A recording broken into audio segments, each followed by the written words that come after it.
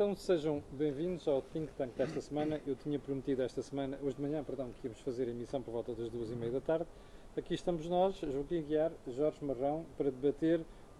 Só um ponto, hoje o statement inicial é de Joaquim Aguiar. No entanto, o que é que nós vamos debater hoje? A direita portuguesa, o adormecimento das sociedades e a falta de escrutínio de comunidades, empresários e igreja, que é uma sugestão aqui de Jorge Marrão. Venham daí, sem antes pedir a Vossas Excelências que me digam se o som está a chegar bem. Porque esta manhã houve problemas com o som, como viu, eu tive que interromper a emissão para começar. Não teve nada a ver com microfones nem com o nosso sistema de emissão, teve apenas a ver com a aplicação e, portanto, pode voltar a acontecer. Portanto, agradecia a quem estivesse a ver, já são 89 pessoas em direto, que me digam como é que está o som. Se tem som? Pois, isto tem som, o problema é que estou a ver que se repete. Tem som. Bom, então quem estava a se queixar do som pode verificar agora? Sim, está bom, muito bem. Então, Joaquim Aguiar, vamos ao seu statement inicial. Vamos à memória.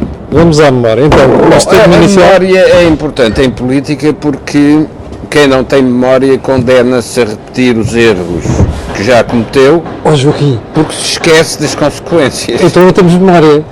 Ora bom, é mais complicado do que isso, porque a memória que nós não temos oficialmente na política portuguesa é uma falta de memória interessada. As pessoas sabem, mas dizem que não sabem. Aquela memória de que eu quero falar é outra. É o efeito de traição que a memória produz quando nós recordamos, temos na nossa memória o que foi feito no passado, mas esquecemos que entretanto se alteraram as condições em que esse passado existiu. Um exemplo é o da moeda. Sim. Nós fomos treinados com moeda própria, com balança de pagamentos, com taxa de juros. Quando se passa para a moeda única, toda esta memória que temos passa a ser uma memória traiçoeira, porque recordamos como é que era, mas não queremos analisar o que é que as novas condições implicam. Neste caso, a memória serve não apenas para repetirmos os erros que praticamos no passado, como ainda por cima em não percebermos o que são os novos erros que estamos a praticar.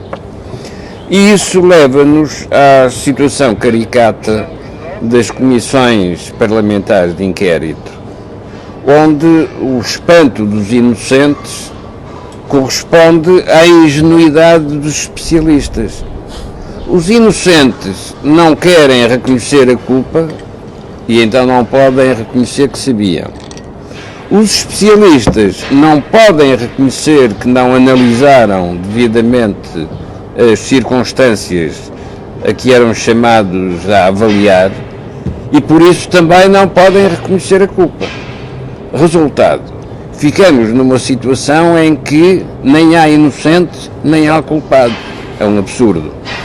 Tudo isto é um efeito de memória. Não, é um efeito de memória distorcida. Porque a memória ajustada às condições de cada circunstância continua a estar certa.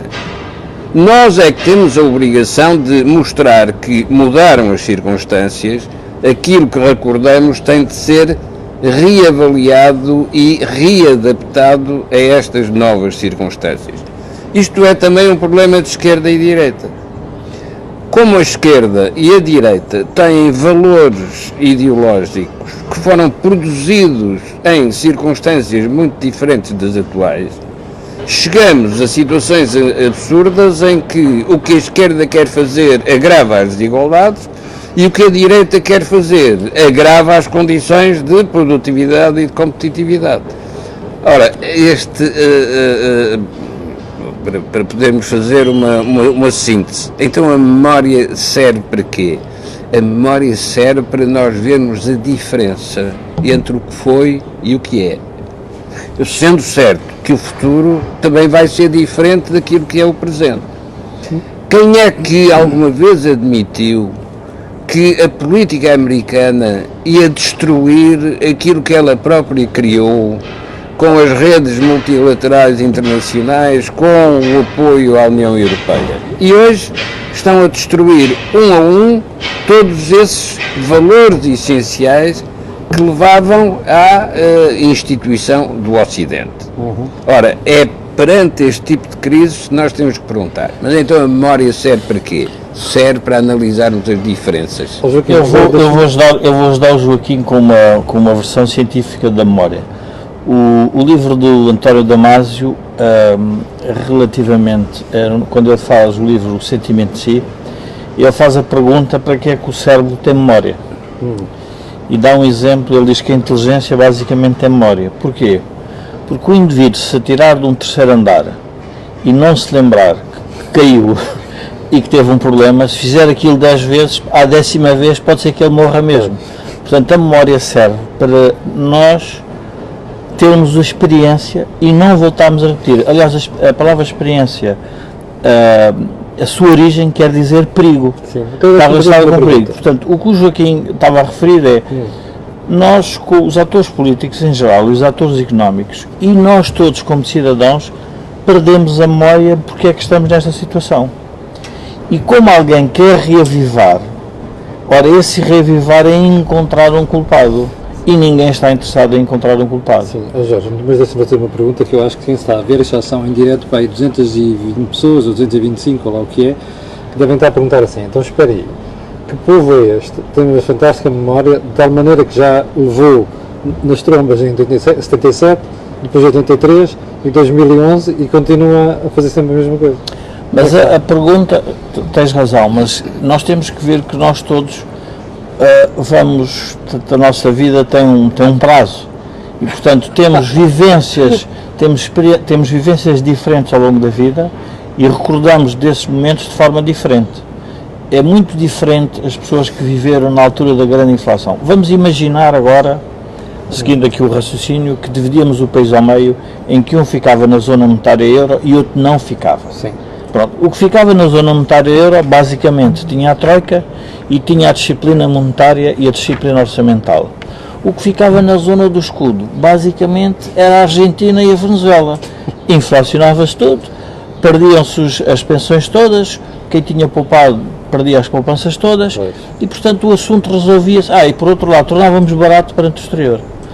Ora, nós fizemos esta divisão, temos que pensar que o que nós queremos é recordar o que era voltar.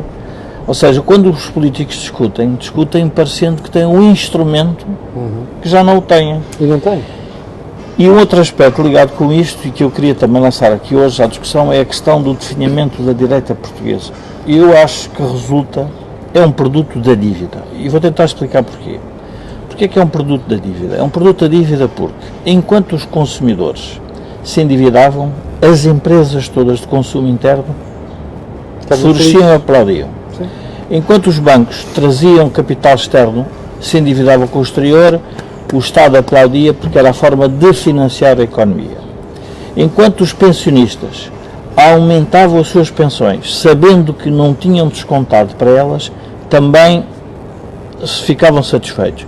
Enquanto as empresas pagavam salários mais elevados que a produtividade, também todos estávamos satisfeitos. Qual foi o resultado prático? É que nem os cidadãos, nem os acionistas, nem o sistema bancário, ninguém conseguiu fazer o escrutínio. E, portanto, nós chegamos a esta situação, e o mais caricato da situação atual portuguesa, que quando nós lemos a imprensa em geral, é que voltamos aos tempos de Pedro Passos Coelho. É que parece que não há alternativa a não ser esta política que nós temos, que é a final da disciplina orçamental através das cativações. E porquê que a direita está a perder o vigor? Porque a direita, em vez de se dedicar a encontrar um projeto, uma visão para a sociedade portuguesa, quando digo direita e o centro-direita, porque é aí que se joga, no fundo, toda a luta eleitoral. Enquanto não se dedicar a isso e se dedicar a discutir a esquerda e o papel da esquerda, a direita não vai conseguir mobilizar ninguém. E, portanto, tem que se deixar primeiro de ter um complexo relativamente à esquerda, quando em várias eleições provou que o povo vota de acordo com os projetos e com as pessoas que se lhes apresentam. E, portanto, de repente diz, o país é de esquerda. Eu pergunto, mas o país é de esquerda como? Quantas vezes é que o país já mudou de decisores políticos com políticas muito diferentes? Portanto, o país não é de esquerda. O país pode ser de esquerda na parte de comunicação social, que realmente a esquerda aí tem uma maior preponderância. Mas isso é histórico, faz parte da vida democrática portuguesa. Nós temos de nos lembrar que o jornalismo, por exemplo, em Portugal, se nos lembrarmos todos os órgãos, o Joaquim provavelmente aí tem muito mais memória do que eu, deve-se lembrar todos os órgãos de comunicação social que havia a seguir ao 25 de Abril. Portanto, havia para todos os gostos, direita, extrema-direita, esquerda, extrema-esquerda, havia para tudo. Foram reduzindo, e hoje o que é que nós temos?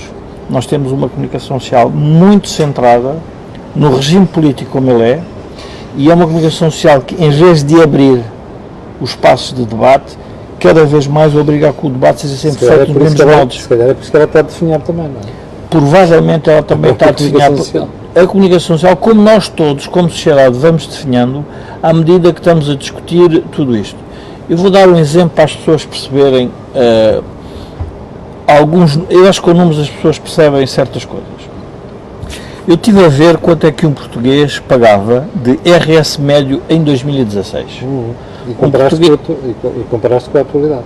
Não, em 2016, português pagava 1.358 euros de IRS médio, base do Pordata. Só para que saibamos, a saúde custa, per capita, 1.630 euros. Portanto, tens logo aí um déficit. Então, nós não pagamos no IRS a nossa saúde. Não pagamos no IRS a nossa educação. Sim.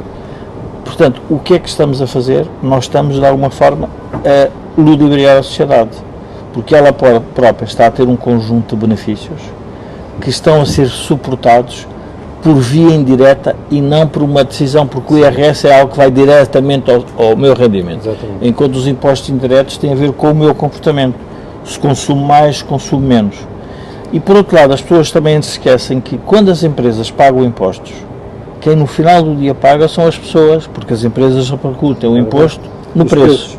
Portanto, nós estamos a entrar quando eu digo que estamos a entrar na teoria fiscal democrática, estamos a entrar na teoria fiscal democrática porque não queremos discutir o modelo de sociedade que temos. E o modelo de sociedade que temos tem que ser mais saúde privada, mais educação privada, tem que haver mais mercados a funcionarem.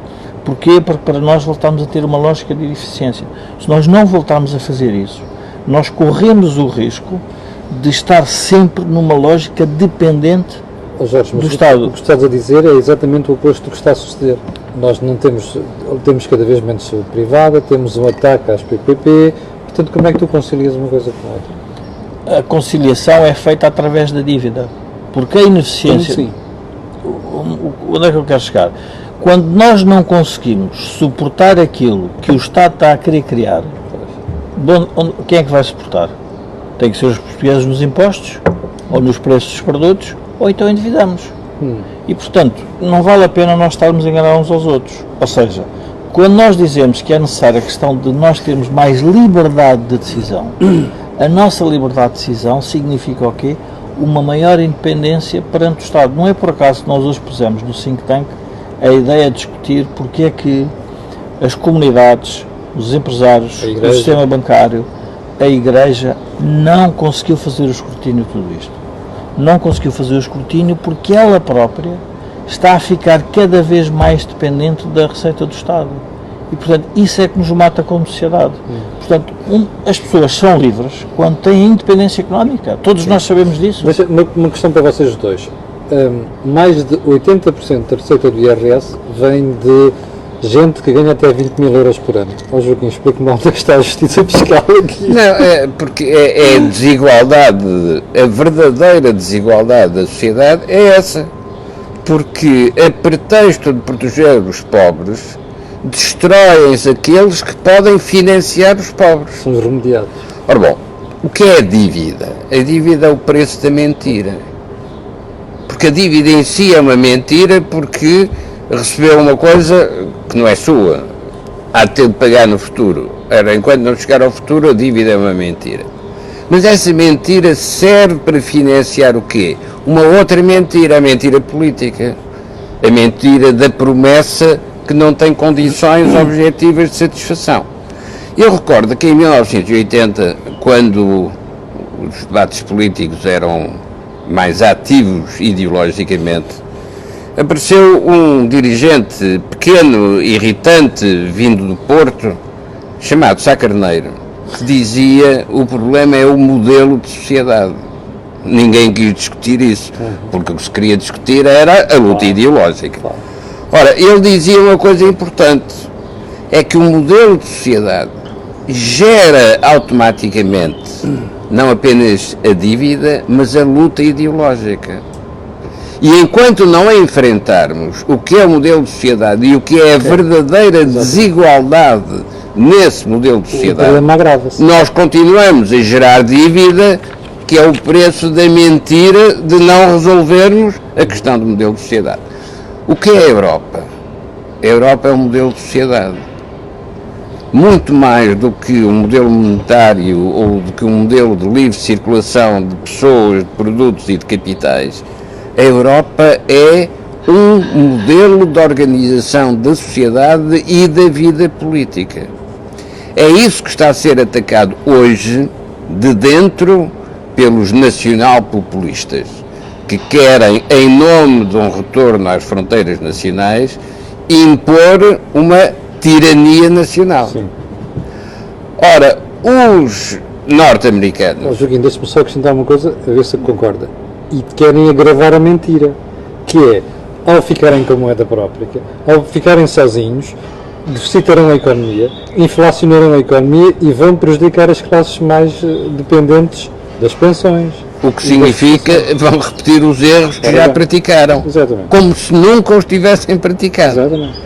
Itália é um bom exemplo disso, Portugal é um bom exemplo disso. Propõem como novo ressuscitar uma múmia antiga. Mas trazem a memória da soberania. Sim. E, portanto, vamos lá ver, há aqui um problema político que é paradoxal. Que é uma falácia, não é? Não, mas há um problema político paradoxal, é que a globalização vai ter que ser regulada de forma diferente. Mas não vamos ser nós, com 10 milhões de habitantes, que o vamos fazer. E o que é que vai acontecer? O que vai acontecer é que, enquanto a globalização não está a ser regulada e ela própria, que cria um conjunto de desigualdades, toda a gente percebe que com a globalização quem vai ganhar são as grandes corporações. Porquê? Porque a luta é global. E, portanto, sendo uma luta global, as corporações têm que ser cada vez maior para competir. Portanto, seria estranho que assim não fosse. O que é que acontece? Isso depois gera um outro problema nos sistemas políticos nacionais, que não conseguem controlar esse tipo de corporações. E, portanto, de repente, aparecem os nacionalistas a dizer: calma, o que está tudo errado é a globalização. Nós temos solução para isto. Nós temos solução para isto. O que é que gera? O que é que isto vai gerar? Vai gerar que a globalização tirou muita gente da pobreza. Porque nós, quando pensamos na Índia, quando pensamos no Paquistão, Na própria China, no Brasil, foi a globalização que tirou aquelas pessoas. Mas também lhes tirou o quê? Não, é que tirou-lhes, deles uma nova esperança de vida, com modelos de sociedade que são muito diferentes dos nossos. exatamente. E, portanto, nós temos a capacidade de debater o modelo de sociedade. Os outros não, o modelo de sociedade é-lhes imposto. Sim. Vais competir na globalização como eu quero. Ora, isto é um problema sério para a sociedade. O que é que os políticos fazem? A classe política em geral confunde estas agendas todas. Por exemplo, não, se nós voltássemos à soberania, nisto estava tudo resolvido. Estava resolvido, não tínhamos dúvidas. Basta ver os países que têm a soberania e que têm moeda própria, o que é que lhes acontece quando não fazem mais gestão da sua dívida. Ora, o que nós estamos a querer dizer é que é possível fazer gestão da dívida dentro da zona monetária e é possível ou não crescer dentro da zona monetária. O anterior Ministro das Finanças, uma vez perguntei-lhe, Vítor Gaspar, que esteve na formação do euro, perguntei-lhe abertamente se ele não achava que o próprio euro tinha criado um abrandamento do crescimento económico. E ele o que me disse foi: todos os estudos que nós fizemos indicaram-nos que 2/3 do abrandamento económico da Europa é uma questão demográfica. Portanto, 2/3 do que resultante do euro, porque há É alguma coisa que ninguém diz, Jorge. que ninguém diz. Exatamente. Ou seja, o que ele dizia era que havia 2/3 que podiam ser explicados pelo quê? Pelo definhamento Pois. demográfico da população. Não é por acaso que a Alemanha está a lutar com este tema da imigração, Imigração, exatamente. porque percebe que precisa de mais O gente. problema é explicar isto ao eleitorado interno, não é? É difícil, como se percebeu pela própria senhora Merkel. Mas 1 milhão de imigrantes em 2015 e ela de repente, ou em 2016, e ela de repente, de um momento para o outro, começa a perder o pé. Um amigo meu alemão, que nós estamos sempre a cultivar a amizade, porque lhe dizemos sempre que ele pode ser o nosso avançado centro para conversar com a Merkel, para não pagarmos a dívida, dizia que a família que acolheu uma família síria. Acolheu uma família síria, paga-lhe, enfim, dá-lhe habitação, dá-lhe alimentação. E qual foi o choque cultural que tiveram? E é interessante perceber que depois estes choques culturais são difíceis de gerir. Foi que, portanto, a família síria veio, a mãe e os filhos, o pai ficou na Síria, e o que ele dizia era que o que mais chocou a família alemã é que a mãe síria não queria que os filhos estudassem.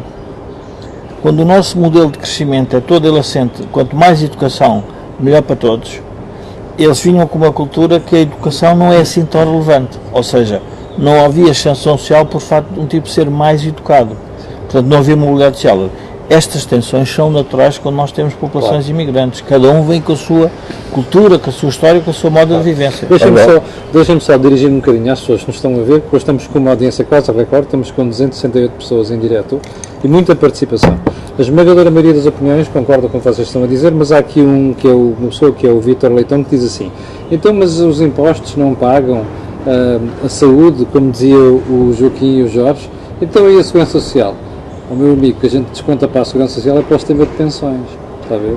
A questão é essa, não é exatamente a mesma coisa. Diga, Joaquim. Agora, nós não podemos esquecer, voltando à memória, que as civilizações são mortais, morrem, são substituídas por outras. Os maias morreram, os aztecas morreram, Os romanos morreram, os gregos também. E o complexo Nero não era só de Nero, Exatamente. existe ao longo da história, está hoje em Washington. E portanto esta ideia de que as civilizações são mortais não nos deve assustar. desculpar perante nada, porque nós não podemos ignorar que antes de morrer as civilizações dão os sinais de que estão a aproximar da morte. Um desses sinais é o demográfico. A civilização europeia está ameaçada por si própria.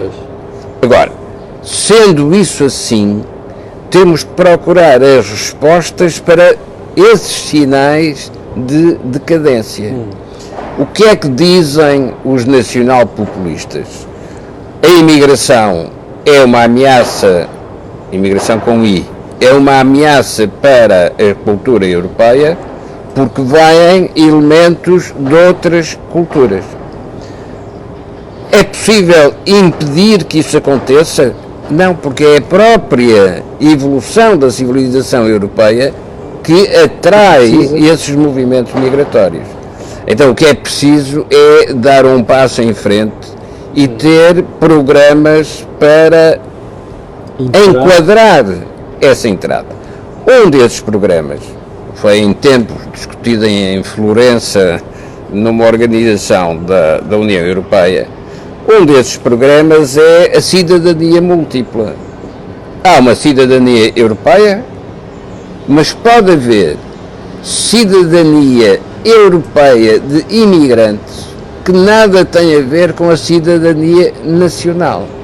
Ou seja, tem acesso a direitos, tem acesso a garantias, tem obrigações de cumprimento de normas correspondentes à cidadania europeia, mas não são nem portugueses, nem alemães, nem italianos. Ora, esta dupla cidadania... Mas podem votar? É? Podem votar? Tudo isso tem a ver com os programas de integração. Gradualmente, cumprindo critérios conhecidos, podem entrar no sistema de segurança social, podem entrar no sistema das políticas públicas de cada um dos países, podem votar em cada um dos países, mas podem perder esses direitos, não se tornando apátridas, mas podem perder esses direitos, também gradualmente, até perderem a própria cidadania europeia. Estou aqui a pensar quem está a ver, que for de esquerda, deve estar assim a dizer, ali está um reacionário a defender estas ideias. Por dizer que se pode tirar, por exemplo, essa cidadania. Tem de poder tirar, porque a única coisa que não pode tirar é a nacionalidade original. Mas todos esses imigrantes continuam a ter a sua nacionalidade original. Okay. Diferente é apropriarem os direitos da nacionalidade da geografia onde estão. Mas vamos juntar ao tema, quando nós estamos vamos lá ver, a Europa é uma civilização europeia que no fundo que criou a democracia mundial, portanto é aqui que reside no fundo o bem-estar. Não é por acaso que os imigrantes querem vir para a Europa, por questões que têm a ver obviamente com o nível de vida, mas também percebem o grau de liberdade que têm, completamente diferente dos seus países originários. E obviamente sempre na lógica também económica, da procura da melhor vida, como os europeus fizeram em relação à América. Claro. O que nós neste momento temos é um triângulo muito complexo, porque temos essa vontade dos imigrantes, mas também eles trazem duas coisas diferentes, que são a religião e a raça. O que é que acontece? Para nós chegarmos à situação em que chegamos à Europa, nós tivemos guerras e guerras mundiais. Portanto, até acertarmos no modelo de sociedade. E, portanto, o perigoso é, na sociedade europeia, nascerem grupos nacionalistas que, ao abrigo da ideia que temos que travar a entrada de novas religiões e travar a entrada de raças, eles próprios criam um problema que é do sistema político europeu, em que ele próprio se fecha. E, portanto, porquê é que nós, como civilização, estamos ameaçados? Porque este é o problema civilizacional que temos que resolver. E a esquerda e a direita querem resolver isto à maneira antiga, sem a tal memória. Nós já passámos por isso tudo. Vamos lá perguntar, mas o que é que são os europeus, se não produto de imigrantes de toda a Europa? Quando nós vamos ver as origens dos anglo-saxões, quando nós vamos ver as origens dos portugueses, quando nós vamos ver as origens dos espanhóis, e de repente a sociedade fecha e diz, não, nós somos uma nação. É verdade, somos uma nação, mas que foi produto de muita coisa. Durante séculos. Pronto.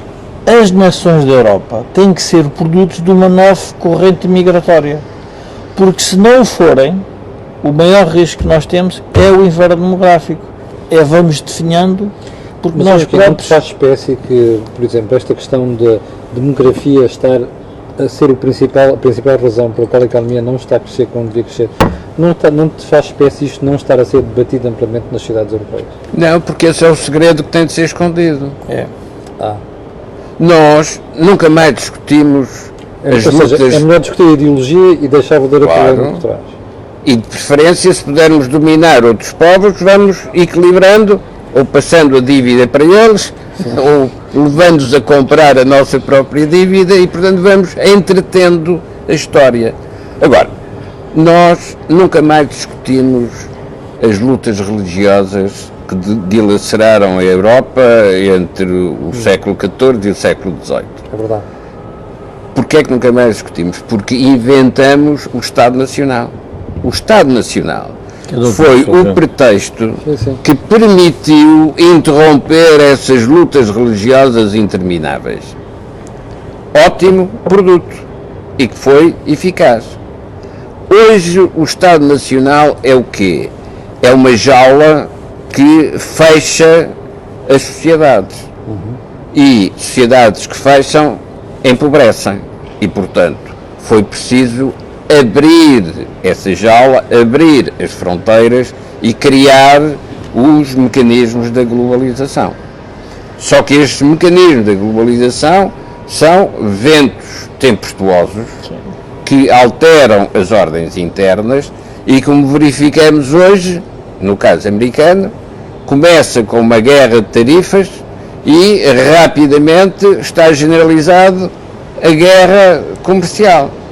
E quando se generalizar a guerra comercial e ninguém souber verdadeiramente a que preço vai conseguir vender os seus produtos, de repente descobre-se que o que se ganhou foi muito menos do que tudo o que se perdeu. Exatamente. Ora, é esta passagem das sociedades de espaços para as sociedades de fluxos que as nossas instituições políticas não conseguem resolver. Porque as nossas instituições políticas estão centradas numa lógica de espaços e de delimitação dos espaços, ou por fronteiras, ou por cores, como nos mapas da geografia, os países distinguiam-se por cores. Sim, é verdade. E, portanto, o problema, que era um problema da topologia, é como é que se escolhem cores que não sejam iguais nas fronteiras, senão lá desaparecia o efeito de diferenciação. Ora, na globalização, estas diferenciações deixam de fazer sentido. Então, o que é que passam a ser as diferenciações que contam? Os movimentos de capitais e os movimentos de forças militares. Mas, Joaquim, mas há aqui um tema que eu gostava de debater consigo, porque também tem a ver com a administração Trump. Se nós recordarmos e voltamos à memória o debate que havia nas sociedades quando nós éramos mais jovens na democracia, o grande debate era o problema do imperialismo americano. Sim, é verdade. A verdade é que a globalização e a abertura da América ao mundo e do mundo à América gerou uma transferência de riqueza para os novos países, para os países emergentes, para os países menos desenvolvidos. O que o Trump está a querer fazer é, de alguma forma, ir recuperar esse valor que saiu da sociedade americana e que foi abandonada. Não é por acaso que foram os operários, eu diria, a manufatura americana que faliu com a globalização, que votou em Trump. Portanto, o que ele está a querer dizer é o seguinte: vocês vejam que esta globalização que vos foi proposta gerou um problema. Então, qual é o debate político que a América devia fazer e não está a fazer e que também está a ocultar? É que eles têm que construir uma globalização diferente para a sociedade não perder. Claro. E têm que fazer uma reconversão também da própria sociedade americana. A maneira como ele fez, e Trump nisso é muito mais é mais perigoso para o mundo, porque tem o poderio militar e tem o poder de emissão de moeda do mundo, e portanto ele vai conseguir fazer essa gestão, e portanto por isso é que até esta ocultação também no sistema político americano, que é, nós fizemos uma globalização que foi boa para o mundo, transferimos riqueza para o mundo, contrariamente ao que a esquerda dizia que era o imperialismo americano que sugava, no fundo sugava tudo do mundo. Não é verdade, porque nós vemos os outros países a crescer. O que aconteceu foi um recrudescimento, se quisermos, do nacionalismo, make America Great Again. No fundo é um recrudescimento nacionalista assente no povo e nas pessoas, nos operários. É o nacionalismo popular. Exatamente. Contra o globalismo das elites. Já agora, para as pessoas que estão a ver, porque há pessoas que não acreditam nisto, que não acreditam que existe mesmo uma guerra comercial já. Para as pessoas terem uma ideia, os últimos dados do comércio internacional mostram que o shipment de e para Estados Unidos e China é neste momento inferior ao shipment de produtos de e para o Japão. Ora, isto diz bem já do efeito prático que isto está a provocar na economia americana e na economia chinesa. Ou seja, a guerra comercial já está mesmo em curso e já está a ter efeitos Pois é, o problema do pastel de 1000 folhas. Quando carrega, o creme sai, vai para o outro lado. Mas temos que andar a comer à volta. Jorge, tu há bocadinho disseste que querias falar do falta de escrutínio de instituições como a Igreja, como os empresários. Onde é que querias chegar? Onde eu quero chegar é que, a partir do momento em que nós tenhamos instituições que elas funcionam no curto prazo, as instituições, vamos lá ver, têm que funcionar sempre na busca do seu interesse próprio. Sim. Isso não há dúvida nenhuma e, portanto, caso contrário, a pergunta é para que é que se faz uma instituição, Claro. Empresa, se não é para ela própria se ingrar no mercado, ela contra os outros. O problema é que depois essas instituições têm que ser introduzidas de elementos mais estratégicos e que deixaram de ser introduzidos. Porquê? Porque politicamente, aliás, um leitor de um post que eu pus no Facebook fazia uma pergunta Mas afinal isto não é outra vez uma guerra entre Estado e o mercado e que vocês no fundo querem mais mercado? Isso não. Há uma coisa que os liberais, os verdadeiramente liberais sabem, é que não há mercado sem Estado. Claramente. Claramente. Portanto, Mas o a esquerda Estado... insiste em dizer aos liberais que nós não defendemos isso. Pronto, não há mercado sem Estado. E o papel do Estado é introduzir o modelo de sociedade que quer e o modelo de desenvolvimento. Ora, quando o Estado ele próprio se pensa que o grande modelo é retirar ao setor privado, Exatamente. então nós ficamos sem independência. Portanto, ficamos sem liberdade. Destrói tudo. Destrói tudo porque a minha capacidade de criticar aquele que tem o poder coercivo total, que é o Estado, através dos impostos, através da emissão de dívida e através das Forças Armadas e da Polícia, Sim. a sociedade fica amedrontada por qualquer movimento do Estado.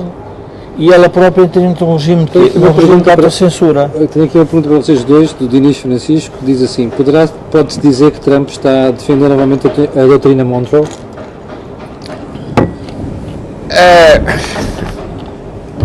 Mas tem aqui uma mais interessante. Isso é outra vez usarmos um modelo do passado para o projetarmos no futuro. Ok. Mesmo que seja isso, Sim. vai ser inventado com outro nome e com outras características. Agora, o Rafael Ferreira tem uma pergunta muito interessante. Gostávamos de ouvir falar da direita nacional e como é que o espaço do centro-direita pode ser reabilitado. Pode ser? Reabilitado.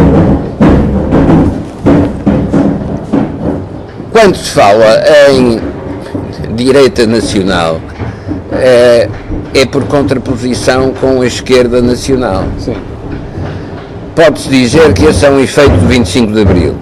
Como foi um movimento inicialmente protagonizado por forças de esquerda, a direita que veio em reação a esses movimentos de esquerda. Não, já era assim no passado. Direita e esquerda são autogeradas por comparação uma com a outra. É uma das características dos sistemas políticos.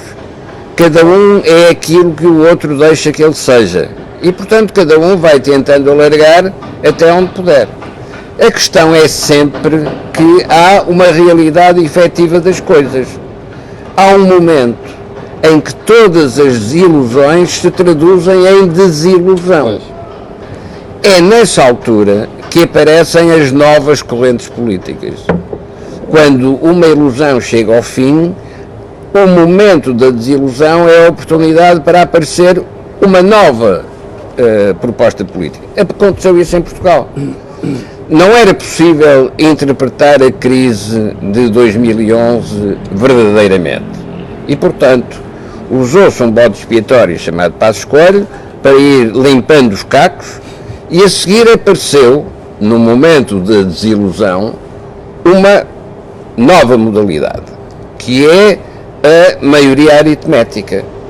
Não interessa o que é que cada um pensa, desde que se somem os votos no Parlamento, já temos aqui uma maioria. Ora, não é verdade, porque as maiorias políticas são maiorias de estratégia. Não podem ser maiorias que prolonguem 2 décadas sem crescimento económico. Passou por lá a direita e a esquerda, passou por lá o endividamento e o investimento, passou por lá a distribuição e a competição, mas são 2 décadas sem crescimento. Ora, é para isso que importa dizer maiorias aritméticas não, maiorias políticas têm de ser produzidas com uma ideia. Qual é a ideia que tem para o futuro? Nós já tivemos um Presidente da República que tinha essa frase quando candidato: eu tenho uma ideia para Portugal. Sim. E depois o problema é, e se perguntam qual é? E a resposta a esse problema foi: esteja descansado que ninguém lhe pergunta. Ora, é preciso... Isso foi o que o Joaquim disse. Não, estou a dizer... A minha memória não tem nomes. É igual à minha. Só tem variáveis. Portanto, as variáveis eram estas. Ora, quem tem carisma suficiente para dizer que tem uma ideia para Portugal é acompanhado e ninguém lhe pergunta porque acreditam que tem uma ideia para Portugal. Ora, as maiorias aritméticas, por definição, não podem ter uma ideia para o país. Porque aquilo que tem é o somatório de várias O ideias. substrato que está por E, trás. portanto, rapidamente chega ao limite da realidade efetiva das coisas. Jorge, tenho aqui uma pergunta a partir do Luís Chitei, que é uma pessoa com muita responsabilidade no Estado moçambicano. Está a ver, curiosamente, e diz assim: estamos todos de acordo em relação a que tem que haver mercado. A questão é quanto Estado e com que funções. Ora bem, o problema está aqui. Não, mas eu diria que esse é o debate que se quer fazer à moda antiga. Não é quanto Estado ou menos Estado. O que nós temos que ter são instituições do setor público e instituições do setor privado que elas próprias criam um modelo de concorrência para gerar uma maior eficiência dos recursos dos portugueses. Quando nós estamos a falar, vamos ver, o mais grave do debate atual é que dá a ideia que as pessoas quase que trabalham no setor privado nem são bem uma cidadania de primeiro grau. Pagam tantos impostos como os do setor público. O que nós estamos a dizer é que nós temos que ter modelos competitivos e há um modelo que falhou redondamente em todas as cidades. Claro. Foi o modelo dos monopolistas, quer de Estado, quer de mercado. Portanto, esses todos já sabemos. Nos estão a querer impingir agora na saúde, por exemplo. Que é o que estão a querer impingir na saúde e que obviamente vai dar maus resultados. Mas eu gostaria de voltar aqui ao tema da direita e da esquerda. Eu penso que já disse isto aqui no programa. Havia um filósofo político que era o Bobbio, que dizia que a partir do momento em que eu tomo uma posição há sempre alguém à minha esquerda e à minha direita. Não vale a pena estar a discutir se a esquerda e a direita vão continuar a existir. Norberto Bobbio. Sim, o que interessa em termos práticos é quais são as forças políticas que trazem novas ideias e novas soluções para novos problemas.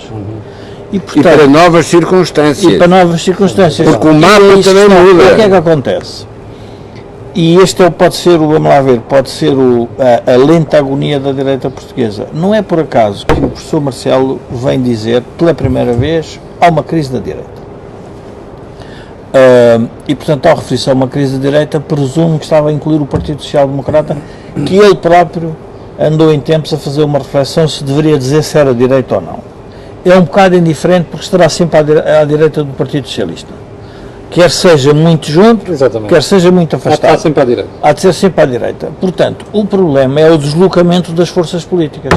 Quando o Partido Socialista desloca-se para a esquerda para, no fundo, fazer a combinação aritmética que tem interesse para ter o poder, obviamente está a criar um outro tipo de direita, que é a direita que vai, no fundo, se opor a isso. Agora, a própria direita não fez uma reflexão sobre o que é que significa ser direita no século XXI com estes novos problemas. E não tem capacidade de diálogo, coisa que, quer se queira, quer não, a geringonça conseguiu ter à esquerda. Se nós pensarmos bem, era impossível eu conseguir, na altura, recordo-me, quer dizer, ver Mário Soares alguma vez estar junto ao Partido Comunista. Nunca esteve nos grandes momentos da história de Portugal da democracia. É verdade. E não estaria a vê-lo. Se fosse vivo, obviamente foi ele que fez a aula magna, foi ele que fez essa ponte. Como dizia alguém a brincar, que havia duas pessoas em Portugal que, em geral, começavam na esquerda e terminavam na direita. Houve outras que voltaram para trás. Dizia-me alguém a brincar que era o Dr. Mário Soares e o Dr. Pacheco Pereira, tinham sido os únicos que tinham feito o movimento ao contrário, à esquerda. Mas isto para dizer o quê? Que nós vamos ter que pensar a direita nesta lógica de que há uma nova esquerda, que é uma esquerda que quer estar assim no poder. E, obviamente, o Partido Socialista vai ter que fazer essa reflexão para o futuro. Se vai querer se manter no poder desta forma, ou se ele próprio também vai ser sujeito a uma modificação. Mas eu diria que não é possível discutir direita e esquerda sem que as forças políticas tradicionais e as novas queiram fazer o debate de quais são as soluções para os novos problemas. Joaquim, há aqui um espectador a dizer: esta direita não sabe ou não soube ocupar esse espaço, que o Jorge estava agora a referir. Não, esta direita, eu posso responder a essa questão que é interessante. Esta direita está presa na memória, está presa no passado. Ok. E olha para esta situação com o retrovisor e, portanto, quer ver no retrovisor como é que os dirigentes que já teve reagiriam a esta situação. Ora, o problema volta ao aritmético e ao estratégico. O problema não é aritmético, o problema não é como se conquista o poder, o problema é o que é que se faz com o poder que se conquistou. Isto é, o cão pode ir atrás do carro e apanha o carro e depois não o consegue conduzir. Isso era o problema que se punha em 75 com o poder dos militares. Também os militares ocupam o Estado, mas a seguir não sabem o que é que vão fazer com aquilo que ocuparam. Ora, o papel que quer direita, quer esquerda têm de procurar é o que é que se faz com o poder que se ocupa. Não é a mesma coisa que se fez. Porque esse poder que existiu no passado já não existe, porque essa sociedade já não existe, esses mapas já não existem. Mas eu se calhar vou lembrar os resultados na Europa, a nível europeu, para nós percebermos como é que a Europa ela própria se está a compor no Parlamento Europeu.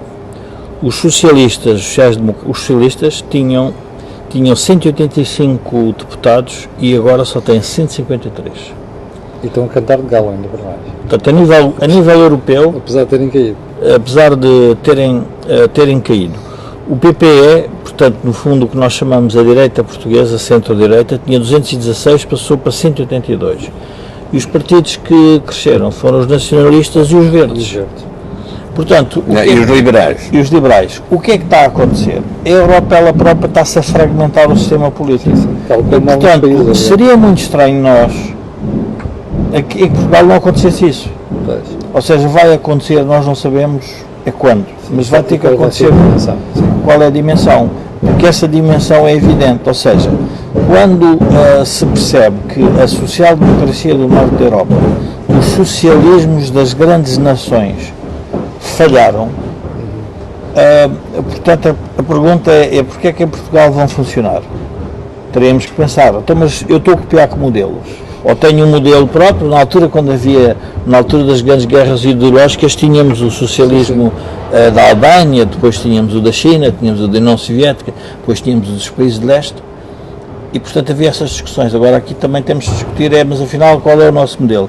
E outro dado que eu gostava também de partilhar aqui com os espectadores, estive a ver, foi quais foram os países, para nós vermos o grau de comprometimento com a política.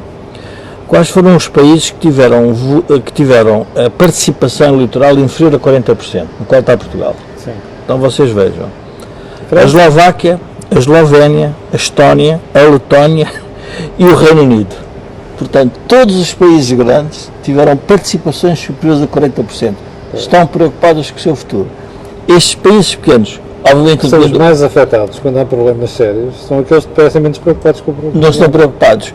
E o Reino Unido, obviamente, por causa do Brexit, que aí estava desmobilizado, portanto, metade do Reino Unido acha que deve ser da Europa, portanto, não estava mobilizado, mas é só para nós vermos que o nosso grau de maturidade... Jorge, apesar de tudo, estes resultados das eleições europeias de 2019 continuam a ter 70% de europeístas, 30% de anti-europeístas. Sim, claro. Portanto, a integração destes resultados continua a ser favorável à integração europeia. O que não quer dizer que se saiba, mas que integração europeia é que se quer. Exatamente. Porque a integração europeia, desde as eleições de 2014, está penetrada por um vírus adverso que é o nacional-populismo.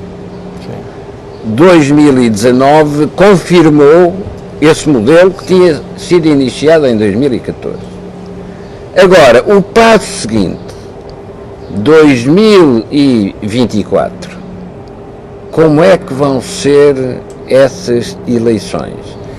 E a minha previsão é que vão ser as primeiras eleições europeias, isto é, as primeiras eleições em que cada eleitorado não vai votar nacional, mas vai votar europeu. Porquê?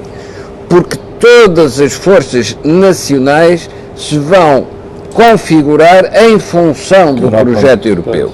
E, portanto, as campanhas nacionais vão deixar de ser sobre quem ganha as próximas legislativas para passar a ser que tipo de Europa é que nós queremos construir. Sim, senhor. Bom, nós chegamos ao final do programa de hoje, porque já levamos aqui com muito tempo também. Há duas coisas que eu gostava de realçar em relação ao programa de hoje, que é o facto de haver pessoas que nunca tinham estado aqui a ver, e pessoas de peso, eu não vou dizer quais são.